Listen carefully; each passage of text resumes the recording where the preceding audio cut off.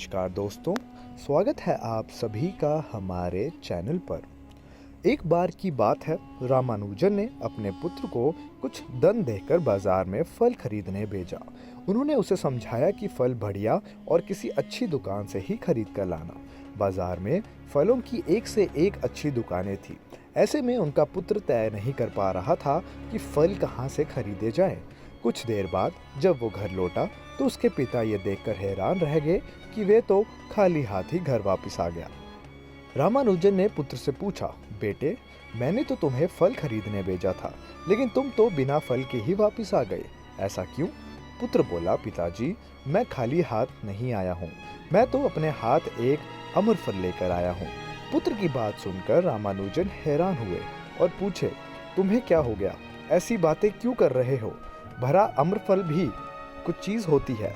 पुत्र बोला, पिताजी, फल खरीदने में मैं जब बाजार गया, वहां मैंने एक बुजुर्ग को भूख से लटपटाते हुए देखा। मुझसे देखा नहीं गया। फलों की दुकान सजी हुई थी। मैंने उस धन से उस बुजुर्ग को भरपेट भोजन करा दिया। पुत्र ने बताया, भोजन करने के बाद उस बुजुर्ग ने मुझे आशीर्वाद दिया। मुझे लगता है उनका आशीर्वाद किसी अम्रफल से कम नहीं है। आप ही बताइए, बुजुर्ग का दिल से दिया हुआ आशीर्वाद क्या किसी अम्रफल से कम है? पुत्र का जवाब सुनकर रामानुजन हैरान रह गए। उन्होंने उसे गले से लगा लिया।